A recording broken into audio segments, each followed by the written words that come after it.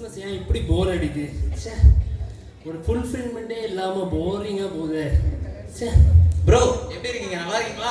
Bro, எப்படி இருக்கீங்க bro? I am fine bro. How are you? நீங்கள் வேற எங்கேயோ இருந்தீங்கன்னு கேள்விப்பட்டேன்.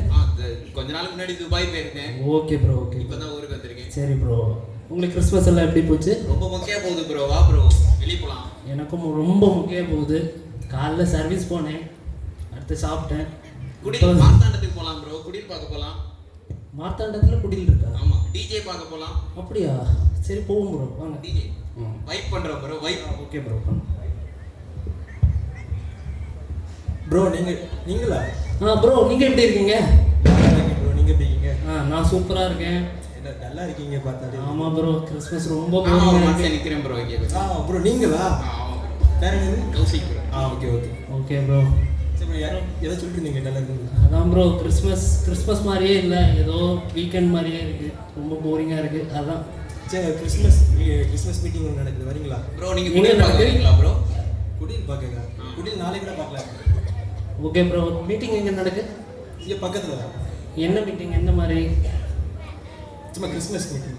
Okay bro. வேண்டாம் ப்ரோ. வா, நம்ம டிஜே போகலாம் ப்ரோ. வைப் பண்ணலாம். இன்ஸ்டால ரீல்ஸ் போடலாம். அது நாளைக்கு கூட பண்ணலாம். நாளைக்கு ரீல்ஸ் எல்லாம் டைம் கிடைக்காது ப்ரோ. ஓகே ப்ரோ, நாளைக்கு டிஜே எனக்கு இங்கே போனால் நல்லா இருக்கும்னு தோணுது. வா ப்ரோ, சேர்த்து போகலாம்.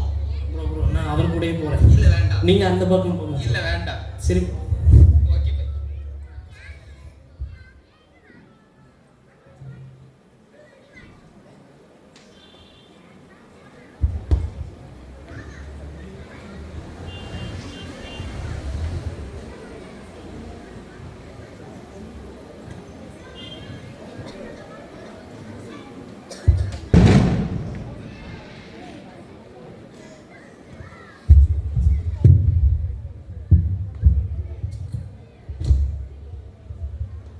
சரி, நம்ம எப்பவும் விசேஷத்துக்கு மட்டும்தான் சர்ச்சுக்கு வர்றது. இன்னைக்கு எப்படி பிரசங்கம் இருக்குன்னு பார்ப்போம். சரி ஓகே. இந்த நாளிலும் கிறிஸ்மஸ் நாளை முன்னிட்டு வாலிபர்கள்லாம் இங்கே வந்திருக்கீங்க. அதுக்காக உங்களுக்கு ஒரு பெரிய நன்றி சொல்கிறேன். ஏன்னா காலைல கிறிஸ்மஸ் இங்கே வரணுமான்னு நீங்கள் யோசிச்சிருக்கலாம். கருங்கல்ல ப்ரோக்ராம் இருக்கும், டிஜே நைட்ஸ் இருக்கலாம். ஆனால் அதெல்லாம் விட்டு நீங்கள் இங்கே வந்திருக்கீங்கன்னா ஆண்டவரோட ஒரு பெரிய சித்தம் அவங்க மேலே இருக்குது. இன்றைக்கி தான் அவங்க மூலமாக அவங்க கூட ஆண்டவர் பேச போகிறான்னு அர்த்தம். நம்ம எல்லாருமே பாரம்பரியமாக கிறிஸ்தவர்களாக தான் இருக்கிறோம். பிறந்ததுலேருந்தே சர்ச்சுக்கு போகிறோம். எல்லாத்துலேயுமே நம்ம கிறிஸ்தவர்களாகவே இருக்கும். ஆனாலும் சில விஷயங்கள் நம்ம லைஃப்பில் குறைபட தான் இருக்குது. கிறிஸ்மஸ்னு வந்தோடனே நமக்கு என்ன ஞாபகம் வருது? ஸ்டார் கட்டுறது. வேறு நீங்களே கூட சொல்லலாம். ஸ்டார் கட்டுறது என்ன, பக்கத்து டீ கேக் கொடுக்குறது என்ன, புது ட்ரெஸ் இருந்தது. அப்புறம் பாரம்பரியமாகவே நம்ம கிறிஸ்டியன்ஸ் ஃபேமிலிக்குள்ளே வந்துகிட்டே இருக்குது. இப்போ நீங்கள் பார்த்தாலும் இயேசு கிறிஸ்துவை இந்த உலகம் எப்படி பார்க்குது? இந்த உலகம் இயேசு கிறிஸ்துவை வெறுக்குதா இல்லைன்னா வெறுக்கலையா? ஒரு கொஸ்டின் உங்கள்கிட்ட கேட்குறேன். இந்த உலகம் ஜீசஸ் கிரைஸ்டை வெறுக்குதா வெறுக்கலையா? ரெண்டுமே இருக்குது. குழந்தை இயேசுவை இந்த உலகம் நேசிக்குது, அதுவே சிலுவை சுமந்த இயேசுவை இந்த உலகம் ஏற்க மறுக்குது. இது ஒரு தவிர்க்க முடியாத ஒரு உண்மை தான். ஏன்னா நம்ம எதுனாலும் கொண்டாடுறோம். இயேசு பாலன் பிறந்தார், அதெல்லாம் நம்ம கொண்டாடுறோம். ஏன் அவர் நம்மளை சிலுவை தூக்க சொன்னதை மட்டும் நம்ம மறுக்கிறோம்? ஏன்னா நம்ம ஆத்மா தான் ஏற்க மறுக்குது. நிறைய இடத்துல பைபிளில் சொல்லி இருக்குது, நம்ம அவருடைய ஒரு சீசனாக மாறணும்னா நம்ம சிலுவையை சுமந்தாதான் முடியுங்கிறது. அதே போல தான் ஆண்டவர் இந்த உலகத்துக்கு வந்தார். மெயின் பர்பஸ் நம்ம எல்லாருடைய பாவங்களை நீக்கி நம்மளை சுத்திகரிக்க. யோவான் 3:16 அதே தான் சொல்லியிருக்குது. அவருடைய அன்புனாலே நம்மளை மீட்டார். அதே தான் இங்கேயும் எல்லா இடத்துலையுமே ஆண்டவர் அதுக்கு தான் மெயினாக வந்தார். ஆனாலும் ஒரு முக்கியமான விஷயத்த நம்ம கிறிஸ்தவர் எல்லாத்துக்குமே ஆண்டவர் சொல்லியிருக்கிறார்.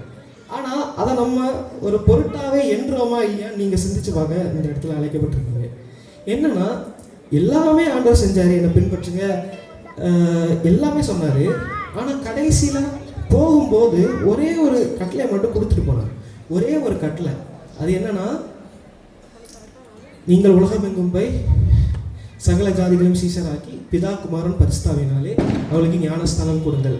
அப்படி சொன்ன அந்த ஒரு இதை இங்கே எல்லாரும் ஏற்கிறோமா இல்லை மறுக்கிறோமாங்கிறது தான் கேள்வி. இப்போ நீங்கள் இங்கே எல்லாரும் வந்திருக்கிறீங்க, அவர் நமக்காக வந்தார். ஆனால் கடைசியாக அவர் கொடுத்துட்டு போன ஒரு கட்டளைன்னா அந்த ஒரு கட்டளை தான். ஏன்னா நம்ம எல்லாரும் சீஷர்கள்னு சொல்லும்போது ஒரு தனி நபரை மட்டும் குறிக்கிறதா இல்லை. கிறிஸ்தவர்கள் எல்லாருக்கும் கொடுக்கப்பட்ட பேர் தான் சீஷராக இருந்து எல்லாரும் கொடுக்கப்பட்டவர் தான் கிறிஸ்தவன்கிறது அந்தியோகியா சபையில் நம்ம அழகாக படிச்சிருக்கோம். அதே தான் இங்கே சொல்லப்பட்டிருக்கு. அப்போ எல்லாருக்குமே அந்த கடமை இருக்குது. பவுல் அப்போஸ்தலனும் அதே தான் சொல்கிறாரு. சுவிசேஷத்தை நான் பிரசங்கித்து வந்தும் மேன்மை பாராட்ட எனக்கு இடமில்லை, அது என் மேல் விழுந்த கடமையாக இருக்கிறது. இங்கே வந்திருக்க ஒவ்வொருத்தருக்கு மேலேயுமே சுவிசேஷத்தை சொல்ல ஒரு கடமையாக இருக்குது. இங்கே இருக்க எல்லா ஸ்டூடெண்ட்ஸுக்கும் தான் சொல்கிறேன், எல்லாருக்கும் ஒரு கடமையாக இருக்குது. நீங்கள் உங்கள் காலேஜ் போகலாம், ஸ்கூலில் இருக்கலாம், எங்கே வேணாலும் இருக்கலாம். உங்கள் பக்கத்தில் இருக்க ஸ்டூடெண்ட்டு அவன் ஆண்டவரை ஏற்றுக்கொள்ளாமல் இருந்தால் அவனுடைய அந்த பழி உங்கள் மேலே சுமருங்கிறத இங்கே யாரும் மறந்துடாதீங்க. ஏன்னா இலவசமாக அவருடைய கிருபையினாலே நாம் மீட்கப்பட்டோங்கிறத இங்கே பல நேரத்தில் நம்ம மறந்து போயிடும். இங்கே பவுல் அப்போஸ்தலனும் அதான் சொல்கிறாரு, சுவிசேஷத்தை நான் பிரசங்கியாது இருந்தால் எனக்கு ஐயோன்னு சொல்கிறார். அதாவது நான் ஒரு பையனுக்கு ஒரு சுவிசேஷம் சொல்லலைன்னா எனக்கு ஐயோ அப்படின்னு சொல்கிறாரு. அந்த அளவுக்கு அவர் சொல்கிறாரு. அதுக்கு பிறகு பார்த்தீங்கன்னா மத்தேயுவிலே அது ஆண்டவர் சொன்னது தான். இப்படி பல இடங்களில் அவருடைய அப்போஸ்தலர்கள் சொல்லி எல்லாரும் ஒரு சாமானியனா உங்களுக்கும் எனக்கும் எல்லாருக்கும் கொடுக்கப்பட்ட அந்த ஒரு கட்டளையாக இருக்குது. இந்த கிறிஸ்மஸ் நாளிலையும் ஆண்டவர் நமக்கு எதுக்காக உலகத்துக்கு வந்தார்? பாவத்தை மன்னிக்க வந்தார். ஆனால் நம்ம எதுக்காக அவரை பின்பற்றுவோங்கிறத நீங்கள் யோசிச்சு பாருங்க. லாஸ்ட் ஒரு சின்ன கதையோட நம்ம இந்த பிரேயரை முடிச்சுக்கலாம். எப்படின்னா ஒரு 1870 ஒரு உங்களை மாதிரி இருந்த ஒரு வாலிப பையன் இருந்தான். அந்த பையனுக்கு வந்து ஒரு குடும்ப கிறிஸ்தவனாக இருந்தான். ஆனாலும் அவனுடைய வாழ்க்கையில் எப்படி இருந்துச்சுன்னா, ஆண்டவர் இயேசு கிறிஸ்து வந்து எனக்கு நல்லா படிக்க தந்தார், அந்த மாதிரியே வாழ்க்கையை வாழ்ந்தான். ஒரு நாள் ஒரு மீட்டிங் அட்டன் பண்ணும்போது அவனுடைய வாழ்க்கையில் ஒரு மாற்றம் வந்துச்சு. இப்போ வந்து அவன் ஆண்டவரை ஏற்றுக்கொண்டான். அவனுக்கு அப்போல இருந்து ஒரு ஆத்மா பாரம், ஆண்டவரை பற்றி நிறைய சொல்லணும். அவன் ஆசைப்பட்டு ஒரு மாதம் ஆச்சு, அதோட பெட் ரெஸ்ட் ஆகிட்டான். டாக்டர் சொன்னார் இன்னும் 2 மாதத்துல இறந்துருவார். அப்போ வந்து அவன் அந்த பாஸ்டர் வந்து அவரை பார்க்க போயிருந்தார் அந்த பையனை. இது ஒரு நடந்த உண்மை சம்பவம் லண்டனில். பார்க்க போன இடத்துல என்னாச்சுன்னா, அந்த பையன் பாஸ்டரை பார்த்து சொன்னான், தம்பி உனக்கு வேண்டி ப்ரேயர் பண்ணி வைப்பா, நீ பிழைச்சிப்பேன்னு சொன்னதுக்கு அவன் ஒரே வார்த்தை சொன்னான், நான் பிழைக்கிறது முக்கியம் இல்லை பாஸ்டர், நான் ஆசைப்பட்டேன் எனக்கு கிடைச்ச அந்த ரட்சிப்பின் சந்தோஷத்தை நான் மற்றவங்களுக்கு சொல்ல முடியாமல் போயிருமோன்னு அவன் கவலைப்பட்டான். அந்த ஒரு இடத்துல நம்மளா இருந்தால் என்ன, ஆண்டவரே எனக்கு உயிரை தாரும், நான் உனக்கு வந்து ஊழியம் செய்வேன் அப்படின்னு சொல்லி நிறைய பேர் இருந்திருக்காங்க. இது தப்பு இல்லை. ஆனால் அந்த பையன் அந்த இடத்துல சொன்னான், எனக்கு பண்ண முடியாமல் போயிட்டே, ஒரு ஆத்மாவை கூட என்னால் ஆதாயம் பண்ண முடியாமல் போயிட்டே. இங்கே நம்ம எல்லாரும் இருக்கிறோம், நம்ம ரட்சிக்கப்பட்டு இருந்துமே நமக்கு அந்த அளவு தாகம் இருக்குதான் நீங்கள் யோசிச்சு பாருங்கப்பா. அப்போ அந்த பையன் அவ்வளோ இதாக இருக்கும்போது திருப்பி ஆண்டவர் அந்த பையன் இறந்துட்டான் ஒரு 2-3 நாளில். அடுத்து அந்த பாஸ்டர் வந்து சார்ல்ஸ் கேரல் லூதர், இந்த பாஸ்டர்கிட்ட போய் இந்த கதையை சொல்கிறார். இந்த கதையை கேட்ட இந்த பாஸ்டருக்கு நைட்டு தூக்கம் வரல. இவருக்கு மனசுக்குள்ள ஓடிக்கிட்டு அவர் எழுதின ஒரு பாட்டு தான் கரையேறி உமதண்டை. அந்த பாட்டு வந்து கிட்டத்தட்ட 1700s அந்த டைமில் வந்தது. கிட்டத்தட்ட ஒரு பாதி அந்த நேரம் அந்த ரிவைவலில் பாதி மக்கள் ரட்சிப்படையதுக்கு அந்த ஒரு பாட்டு. நீங்கள் யோசிச்சு பாருங்க, அந்த பையனோட வந்து 4 பேருக்கு போய் சொன்னானோ இல்லையோ, ஆனால் அவன் வாழ்க்கையோட ஒரு சாட்சியால் எழுதப்பட்ட பாட்டு பல பேர் ஆண்டவருக்குள்ள வர கிருபை செஞ்சு. இன்னைக்கு நீங்கள் இங்கே இருக்கீங்க, உங்களுக்குள்ளே ஆண்டவர் பேச இங்கே இருக்கிறார். ஒரு சின்ன ப்ரேயர் பண்ணிக்கிறோம். ஆண்டவரே, இந்த பொழுதுலையும் இங்கே வந்த மாணவர்களுக்காக ஜெபிக்கிறோம். ஆண்டவரே உங்கள் மேலே நீங்கள் ஒரு சித்தம் வச்சுருப்பீங்க. ஆண்டவரே இது உங்களுக்கு தான் தெரியும். சுவிசேஷத்தை பிரசங்கியாக இருந்தால் உங்களுக்கு ஐயோன்னு சொல்லியிருக்கீங்க ஆண்டவரே. அதே மாதிரி தான் ஆண்டவரே, இங்கே எல்லாருக்குமே நீங்கள் ஒரு கடமையை கொடுத்துருக்கீங்க. நீங்கள் எந்த பர்பஸ்க்காக இந்த உலகத்துக்கு வந்தீங்கிறது ஆண்டவரே இங்கே எல்லாருக்குமே தெரியும் ஆண்டவரே. ஆனால் அதன்படி நாங்கள் இருக்கோம் ஆண்டவரே. நீங்கள் சொல்லி தந்த அந்த கற்பனை ஆண்டவரே நீங்கள் எதற்காக வந்தீங்கிற அந்த ரட்சிப்பின் சந்தோஷத்தை ஆண்டவரே நாங்கள் மகத்தவருக்கு தெரிவிக்கிறோமா, இல்லை எங்களுக்குள்ளேயே பூட்டி வச்சுருக்கிறோமாங்கிறதுக்காக ஜெபிக்கிறோம். இந்த வேலையிலேயே அந்த ஒரு சின்ன பாட்டு கரையேறி உமதண்டை நிற்கும் போது ரட்சகா உதவாமல் பலனற்று வெட்கப்பட்டு போவேனோ, ஆத்மா ஒன்றும் ரட்சிக்காமல் வெட்கத்தோடே ஆண்டவா வேறும் கையனான உன்னை கண்டு கொள்ளலாகுமா. ஆமென். யோசிச்சிருக்கலாம், என்னடா கிறிஸ்மஸ் டே ப்ரோக்ராமை கூப்பிட்டுட்டு ஆத்ம வரம் அப்படி இப்படின்னு பேசியிருக்கிறாங்க. ஆனாலும் இது நம்ம பேச வேண்டிய ஒரு டாப்பிக்கு. ஆண்டவர் எதுக்காக உலகத்துக்கு வந்தார், அவரோட மெயின் பர்பஸ் நம்ம செய்கிறோமா இல்லையாங்க நீங்கள் சொன்னேன். ஓகே, இன்னைக்கு வந்து எல்லாருக்கும் நன்றி.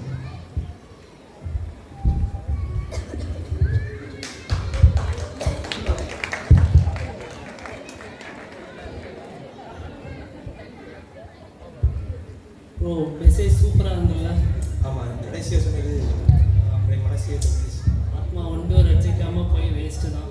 அட்லீஸ்ட் இந்த கிறிஸ்மஸில் ஒரு ஆளுக்காவது அந்த ரெச்சிப்பிங் சந்தோஷத்தை நம்ம கொடுக்கணும்.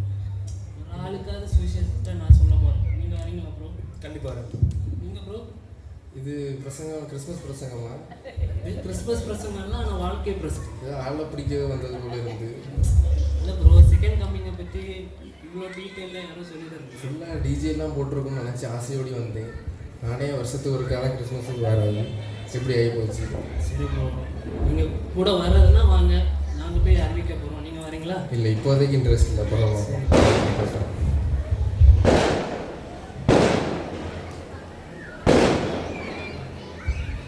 எப்படியாவது இன்னைக்குள்ள ஒரு ஆளுக்காவது அந்த சுவிசேஷத்தை நான் சொல்ல போகிறேன்.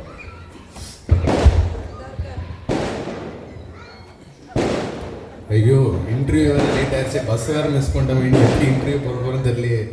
நாளைக்கு ஒரு வேலைக்கு வேறு போக முடியாமல் எப்படி குடும்பத்தை காப்பாற்றுறது. ஏன் ப்ரோ சோகமாக போகிறீங்க? இல்லை ப்ரோ, இன்டர்வியூ வந்து மிஸ் பண்ணிட்டேன். இப்போ ப்ளஸ் இன்டர்வியூ போக முடியாமல் போச்சு. வாழ்க்கைனா அப்ஸ் அண்ட் டவுன்ஸ் இருக்கும் ப்ரோ. ஒரு இன்டர்வியூ தானே, 1000 இன்டர்வியூ இருக்கு இல்லை நமக்கு. ப்ரோ, இது ரொம்ப முக்கியமான இன்டர்வியூ ப்ரோ. ப்ரோ பார்த்துக்கலாம், நம்மளுக்கு ஜீசஸ் இருக்காரு. ஐயோ, தெரியும் உங்களை பற்றி. நீ எதுனால என்ன சொல்ல வரீங்க எனக்கு இருப்போம் அந்த பக்கம்.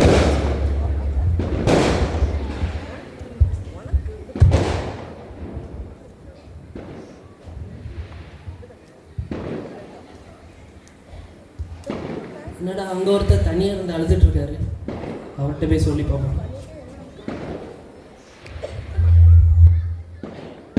ப்ரோ என்னாச்சு ப்ரோ? சொல்லுங்க ப்ரோ. ஏன் ப்ரோ பக்கத்தில் வந்து உட்காருங்க? இல்லை ப்ரோ, நீங்கள் தனியாக இருந்து அழுகிற போல இருக்குது. அதான். எனக்கு வாழவே பிடிக்கல. ஏன் ப்ரோ பிடிக்கல? எனக்கு பிடிக்கல போகணும். ஏன் எதாவது இழந்துட்டீங்களா? எதாவது ஃபெயிலியர் ஆகிட்டா? வாழ்க்கையில் எல்லாரும் அந்த தப்புகளை மட்டும்தான் பார்க்குறாங்க. நம்ம எவ்வளோ தான் நல்லது செஞ்சாலும் யாருக்குமே அது ஒரு இதாக இல்லை. அது மட்டும் இல்லாமல் எல்லாரையும் விட்டுட்டு அப்படியே போயிடுறாங்க. இல்லை ப்ரோ, அது மக்கள் அப்படி தான் இருப்போம். யாருக்குமே ஒரு உண்மையான அன்பு. ஆனால் எனக்கு தெரிஞ்ச ஒரு அன்பு இருக்கு. யார்? யாரா? அவர் பேர் வந்து ஜீசஸ் கிரைஸ்ட். உங்களுக்கு தெரிஞ்ச ஏதாவது ஃப்ரெண்டு உங்களுக்குன்னு உயிரை கொடுத்துருக்காங்களா? இல்லையே. ஆனால் அவர் நம்மளுக்குன்னு உயிர் கொடுத்துருக்காரு, தெரியுமா? அப்படியே நம்ம வந்து அழிஞ்சு போகக்கூடாதுன்னு நினச்சி அவர் வந்து அவருக்கு பரம இல்லத்தை விட்டுட்டு நம்மளை பார்க்கறதுக்கு இங்கே வந்திருக்காரு. நம்மளுக்கு வேண்டி உயிரை கொடுத்துருக்காரு, உங்களுக்கு வேண்டிய உயிரை கொடுத்துருக்காரு. அவர்கிட்ட உங்கள் கஷ்டத்தெல்லாம் சொல்லுங்கள், எல்லாத்துலேருந்து ஒரு உயிரை கொடுத்துருக்காரு. ஓகேவா ப்ரோ? சரிங்களா?